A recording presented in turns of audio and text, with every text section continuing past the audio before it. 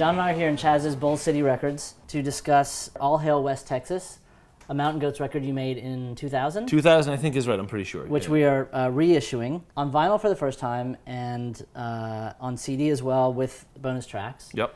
You recorded this record on a boombox. Yes, entirely. It's actually, this is the sort of thing when you are a small indie act, you read all your reviews and you get mad about the stuff they get wrong, right? Especially if they don't like you and they get something wrong. You go, well, you don't even know what you're talking about, man. Of course. And one of them was they would always talk about John Darniello's 4-track. Didn't have a 4-track, right? I recorded on a boombox. You had a 1-track. That's right. All the other so-called lo-fi people were in fact hi-fi by our standards. We were it. We were sure. And so yeah. But this was the only album that actually, the only full length that was all boombox. Like Sweden and Nothing for Jews were partly 4-track studio and partly boombox, and then Sylvia Loaded Machine was partly radio recordings and partly boombox. But this is all boombox. All boombox, all the time. All Hail West Texas. Nothing but. And there's a lot of references, like on all the Mountain Goats records, to places, specific cities, states, other bands, other kinds of music, which I think is one thing that makes the song so interesting, and people connect with them in a certain way because they recognize things that they also have a feeling about or a connection to. So we're going to talk about some records that maybe relate in some way to All Hail West Texas. Heavy metal, in particular, the first song is called The Best Ever Death Metal Band in Denton, but heavy metal in general plays a role in your life. Yes, and this was actually ground zero. You said that you once owned this record, Heavy Metal. This record, which is not in fact a heavy metal record. Allman Brothers Band, Black Sabbath, Blues Image, famous heavy metal band. Buffalo Springfield, another treasure of death metal. And all these guys are posing, except for Iron Man is on here, which freaked me right out. Well, and Black Sabbath is mentioned specifically on All Hail West Texas. Oh, that's right, on the bonus track. Yeah. That's right, the one with the witch on the front. Yeah. And was it just the name Black Sabbath that first... Well, I knew who they were. Okay, I knew they were supposed to be all dark and everything. Yeah. But the big conflict for me had been like, I had heard that Ozzy was all wild and dark and everything, and then I got Blizzard of Oz when you sign up for the record club and you pick the 4 free ones and then you cancel your membership, right? Yeah.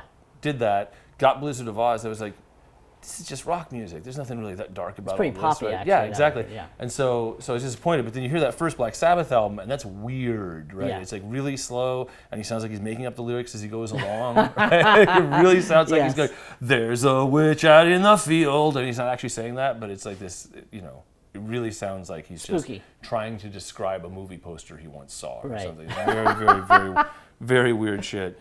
Waylon Jennings, Outlaw Country, Luckenbach, Texas. Those guys are all amazing musicians. It's serious music. It is, and they're playing at this time in history. They're playing full of drugs, like really, really high, and yet it's like reggae. It's like they're all higher than you could stand. Look how sweaty he is on the cover. And they're holding down 4 so close. You would be speeding up and slowing down, and certainly not playing 2 sets a night. And they're just touring like 6 months at a time, and having songs like "I Think I'm Gonna Kill Myself." All-time song title, right? So, okay, so let's go back to Texas. Jandek is a Texas guy. Jandek is in the improv community. He may be composing his songs, but a lot of them seem to be he writes lyrics and then plays whatever comes to mind and sings the lyrics as he goes. You get the impression a lot of it is one-take stuff.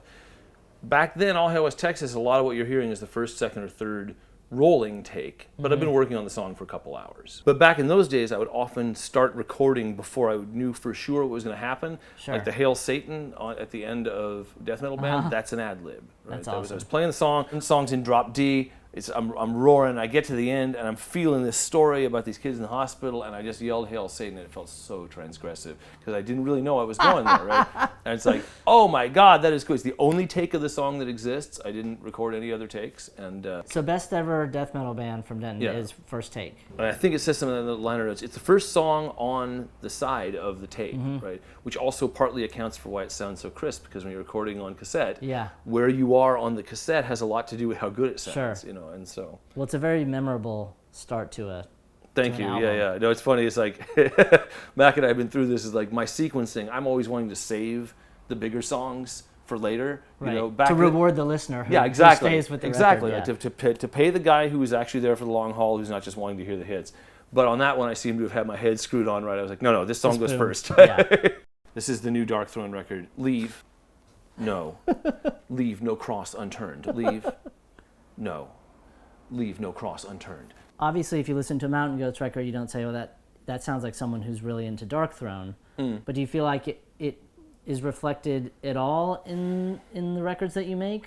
I mean, the thing about heavy metal, especially about the move of independent heavy metal that starts around the time of death metal, a lot of them are inspired by punk, and especially by, I think, some of the, by like Discharge or things like that? Discharge Yeah. and Raw Power from Italy, Mm-hmm. and a lot of those punk bands who were sort of just saying, well, we want to make a record that sounds like this.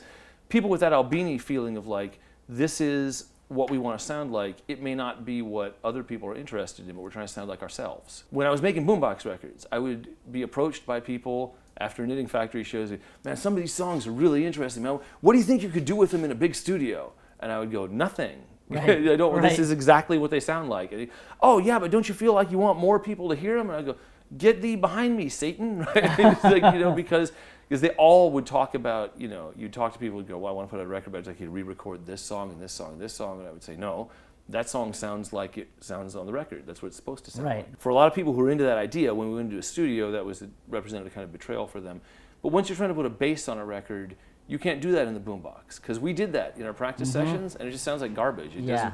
Whereas All Hail West Texas, it doesn't sound clean, but it sounds good. Yeah. Right. Once you put the bass on that, it does not sound good anymore. Then it just sounds bad.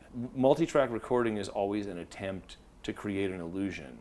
Whereas single-track recording, you can actually accurately document something that happened. So. Well, I think All Hail West Texas is a great documentation of what happened Well, thank you. in 2000. So I think we're done. Cool.